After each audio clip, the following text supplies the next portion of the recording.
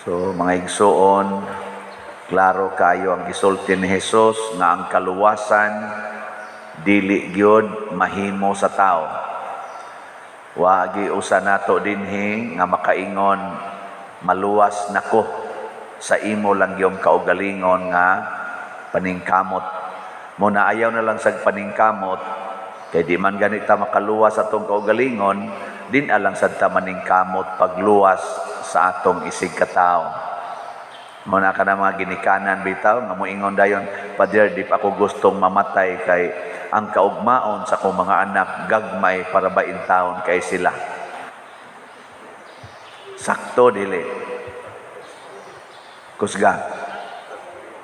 Kana bang moingon ka ba nga ay lang sa taon Pader kay sus gagmay para ba akong mga anak. Nag-eskwela para ba akong mga anak Pader. O para ba yung tao na kahuman, tulor ba na kabuok, na pamangani na elementary ang duha, ay lang sa Lord, oy, sakto na, dili. Husga. Di, kamatay na mo. Na atong style, kana bang, murabag ang atong unahon na, kita mao'y manluluwas, kita mao'y muhatag og kaugmaon, hangtod na lang noon, maggubat na lang noon ta.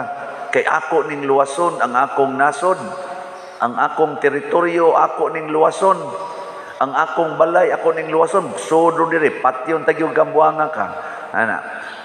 Kining akong yuta ako ni sige lapasa ron, lapasa. Diba patyon tagyod ka. May magnangilog ko diha nimo. Ana ba? Kay ako guning kaluwasan.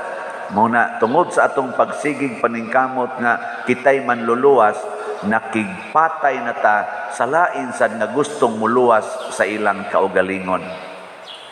Na nyaon sa manggi atong instrumentos kaluwasan dinhis kalibutan, ang naagi sa atong unahuna kwarta gyud. Kwarta. Wa mangilain. Di ay. Basta muluwas kay kasi imong kaugalingon aning kalibutan na ang imo jung hunahunaon kinahanglan jud kog kwarta, kay wa ko'y kwarta patay ko. Di ba? Mao man gina. Tutukan na ba ko ninyo? Ikaw niya Pader, kanang imong baligyag slot ug wa sa gyud kwarta. Maluwas ka kana. O di ko maluwas oy ug way kwarta. Pero wa man sa kumulaom sa kwarta nga mao'y makahurot og kapalit aning slot. Pasabot, wa kumulaom sad nga kanang daghan kay kwarta na kini ganing nahibili na tong slot karon, pila na lang ni 4,452. Kaya nga tong halin abot na mag 5,548 slots. Ang di ko mutuo nga kani mapalit ni siya og palito ni kanang yung mga bilyonaryo. Kaya nga naman, oy, kusog kayo na mo kwenta. Kusog kayo mo kwenta. Sige, palitan ng tapos maligya ang Padersiano dato naman kayo na ilang parokya. Ilang tang palitan kwenta mo na. Pero kani mga pobre, ang kuyaw sa nung mupalit, kinangandoy isang madato, mupalit ko kay para mudaghan niya akong kwarta. So, dili yun na makaluwas ang kwarta. Kung saan ng kwarta, kuyaw kayo kung mauna na imong himuon nga makaluwas, kuyaw kayo nga maunay motiwas nimo. Unsaon man ang kwarta, gisulti ni Jesus diri oy, ibaligya ang tanan nimong katigayunan. So simpre inigbaligya niya sa tanan niyang katigayunan, nana siya daghang kwarta. Ingon siya, ihatag ang halin ngadto sa mga kabos. Pasabot, ang kwarta di ay makaluwas basta ipanghatag. Kung ipautang, makaluwas. Ang kwarta ba? Wa man gisulting Jesus nga sana kanang ibaligya ang tanan o ipautang ngadto sa mga kabos. Ipanghatag ban? Mao na siya.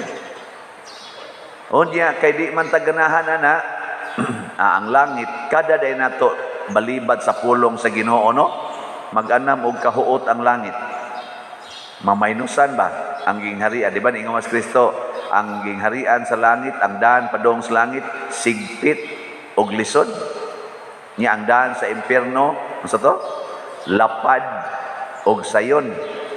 Kada nato balibad sa pulong sa Ginoo, mag-anam gyud ka huot, mag-anam gyud ka huot. Nya ang dato na jud kay kastanan, di naman jud ka mahadlok naman jud kang mobaligya ana kay dato naman kay ka mosamot tagid sa kagamay mo nang niingon si Jesus, mas lisod pas usa ka dato pagsulod sa gingharian sa Dios kaysa kamilyo paglusot sa lungag sa dagom. Nadako anang kamilyo nya molusot na lungag sa dagom, masayon pa kuno na kaysa taong nahigugmas kwarta kanang di gyud gustong ang iyang kwarta makuhaan, maunay makapapitos og maayo. Nya mao sa day makapalapad og maayo sa dahan sa impierno. So kung magsigi kag hakot og kwarta para sa imong kaugalingon, mag-anam sa nagkalapad ang dahan sa impierno para nimo. Mo nang musamot na gyud ka nga di na gyud ka kabalik katos langit kay kisa pa bay ganahan ngadto langit nga perti pamsayon ng dahan sa impierno. Pero ang pangutana, hain may tuburan sa tinuod nga kalipay, ang langit o ang impierno? Hinay, mana ro, ayaw mugngot-ngot, isulti gid ba unsa man? Mungot-ngot ra man. Unsa man? Langit, ang tuburan gid sa tinuod nga kalipay ba, kanang dili lumalabay, kanang permanenteng kalipay o kalinaw. Ang langit o ang impierno? Langit. Kana, ay sakto. Nakaron. Matod pa sa atong unang pagbasa ni San Pedro ba? Ingon siya, ay mog kabalaka ha, kung nag-antos mog maayo karon, kay wa na gutay kwarta, mag-antos, ninhian ning kalibutan na, o wa na gitay kwarta, mag-antos kita. Nya ang atong tawgon nga hayahay, kana yung naghantag kwarta. Pero giingnan tang San Pedro, kining mga pag-antos sa kalibutan, githatag nis Ginoo, giuyunan nis Ginoo, aron ang inyong pagtuo mas maputli og maayo, mas mo tinaw, ma-purified. Purifying di ini, siya nga kana ganing bulawan, isugba maginas kayo, pagbahon maginas siya maayo, aron gyud nga mulutaw ang iyang pagkabulawan, nga kanang bulawan lumalabay rana, tay-an rana siya. Kana pa kang inyong pagtuo nga mao ginay inyong dad-on didto sa langit aron mo makasod. Klaruhon ginas Ginoo kay di gud na lumalabay.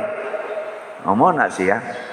Nya kini kunong mga kaning mga pag-antos sa kalibutan, angay kuno nga maglipay ta.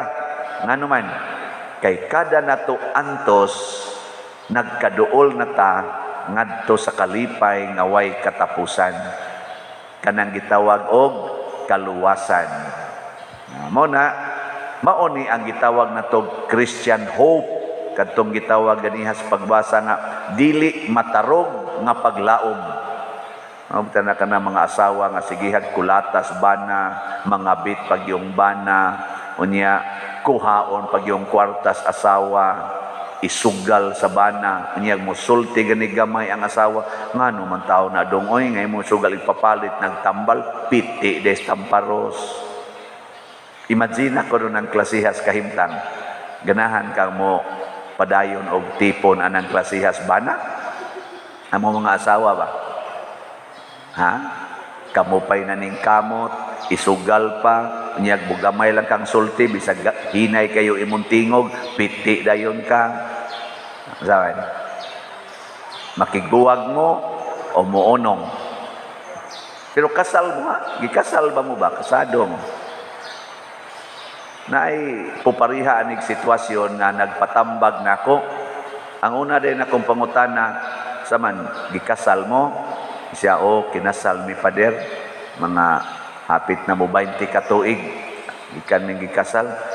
Buutan man kay ni akong bana, sa sod, sa napo katuig, pero karon pader na usab, nagyod kay siya, 14 nagyong grabiha sa akong pag-antos. Nako, ayaw nagyod og biya, kaagwanta kay kaaning Hapit na mo 20 ka tuig karon, sumpay na lang ni kay gamay na lang nigpunanan. Kay sigihan jud kag kulata ning imong bana, gamay na lang ko ang patay jud gani. Nya ayaw na lang paghuna-huna nga mabuhi pa kag dugay. Kay ngano man gaandam ng Ginoo didto langit para nimo. Mo nagingong San Pedro dire, giandam naman, tuan naman. Giandam na. Nya ighahatag na lang tos Ginoo kana kun mo padayon ka. O na, nilakaw man tong tao, nibiya man ni Hesus, naguol pa gyud, mo nang nakaingon in taon si Hesus, pagkaluoy sa mga dato. Lisod kaayo pagsulod. Nya unsaon man nga mosayon kining niyang daan padung sa langit. Di gid ta maghuna-huna nga kita makaluwas. Ang ato yung huna-hunaon nga si Kristo ra gyud ang atong manluluwas. Nya kay siya may atong manluluwas, ang tanan niyang gisulti ato ginang sundon. Masakitan man tag malipay, sundon gyud nato. Mao na ikaduha. Ikatulo, hangtod sa kamatayon, di gid ta mohonong sa pagsunod. Bisan pagkamatayon ay muatubang nato. Mabitan na usahay kaming mga pari, mo-organize mi og mga tao nga mo bitbit og armas, suklan taning ni ang atong mga madaog-daogon, mapahimuslanon nga mga dato nga buot mo kuan nato magpakamatay ta, mupatay sa ta. Dili gina siya tinuod. Di gina makasulbad. Mao na daghang mga pari na apil ngadto sa mga insurgents nato. Wa gyud bungkag yung pagtuo hastang simbahan nga ilang gialagaran, bungkag. Lahi gyud pamaagis Kristo. Adihang naatol man tong pagtukod nako sa among choir 1985 or 84 megasugod sa among organisasyon. Mao man gitoy height sa NPA nga kuan kay Paduk Marcialo pa man gito. Nya parte man gitong gubutas kalibutan hangtod nga ris 1990 naggubat man to dito sa amo katong dinhi sa inyo ba katong giambusan diha mora man tong grupuhan adto ana ako ra man sa to mga kaliwat ng uban ato. So mo na ila jud kong istoryahon nya niingon jud ko nila ang among kuptan sa among grupo kay mga 30 mamikapin pulos mga laki naga choir manganta Miss Guadalupe. Sigihan gyud kong imbitar ika man gyud leader kanang imo mga kauban mosunod ra man gina nga magkuan na lang ta maghiusa na lang ta kay ato gini yung lumpago ning gobyernohan ni kay corrupt kay nis tanan kanang kuan kay ni kanang singa na kanang sa tawagan na karon nga katong regime ni Marcos kaning diktadorya kay ni dictatorship ana ato ning lumpagon kay ilisan tani gobyerno nga para gisbasa para sa mga tao nako ako man sa kauyon anang diktadorya wa jud ko kauyon ana pero akong iagi diri sa simbahan ang akong pamaagi ang inyo sana siya ang ako ari sa ko simbahan ang akong gunitan sista ra gyud og rosaryuhan. Kung ako yung giingnan ako mga kauban, ang atong kuptan ha, sista ra gyud rosaryuhan. Bahalag atubangon na tagsungguhan sa armas, sista ra gyud og rosaryuhan. Manganta ra gyud ta sa choir, magkuan ra gyud ta mag rosaryo ra gyud ta. Ang sagon mag-practice mi sa among kapilya kay naman toy sirado man to siya. Anak di may kitas gawas bag namin sulod. Sige may kanta dito. Himaya sa Diyos, himaya sa Diyos. Dok-dokon dahil sa armas ang kilid. Tog. Maghiniluwip. Masarap. Ya, mo gawas dahil mo sa kakauban ng to. Kaya mo susi. Ingnan dayon sa katong mga NPA ba. Huno, Ignaciano da, pahunungan, practice. 30 minutos na lang ha. 30 minutos na lang kuno pahunongon na ta nako mo na tong 2 ka oras sige mi kanta o say pabutan pa mig maetos kilid sa kapilya bang na salbahan ba sige basta gakanta lang kita dinhi adi masan mi dayon og patay ana nya pagud ko nakapanguligta pagud ko karon Amang gyud dayon na. Usahay ingnon ko patuan na siya dito. Adto sa ko atong balay nga ilang isulti, igo mag-practice gabi na kay tanan. Ato istorya mi ngadto. Na islay mga armas ana dugay may istorya mo abot mi usahay og tag las 12 gabi, usahay lapas pa. Maglakaw ko pa doon sa amo, mga pila ka metros, mga usahay 200 meters ang distansya ngadto sa amo. Ngit-ngit kayo. Nako, sus kaniron ug naagi ni Roy mo buto, wa na jud ko. Bilarana na jud ko ani kaugma. Kay nga kung gibiyaan pulos gud nay armas. Anya kay istorya mi ako ra usa. Iglakaw patay jud ko ani. Ay nako Lord, basta akong gikuptan, rosaryuhan ra gyud sista. Ana. Wa jud ko mapatay.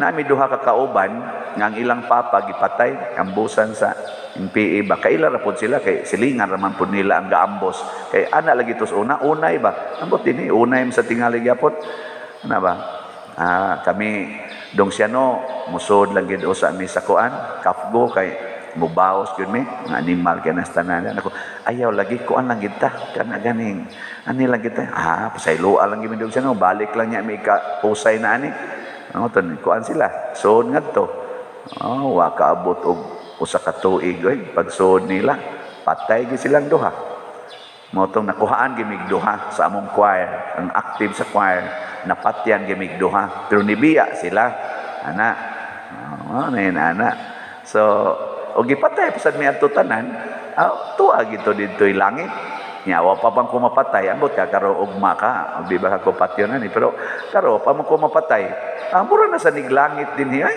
di ba nga naman, sige mong taghinatagay.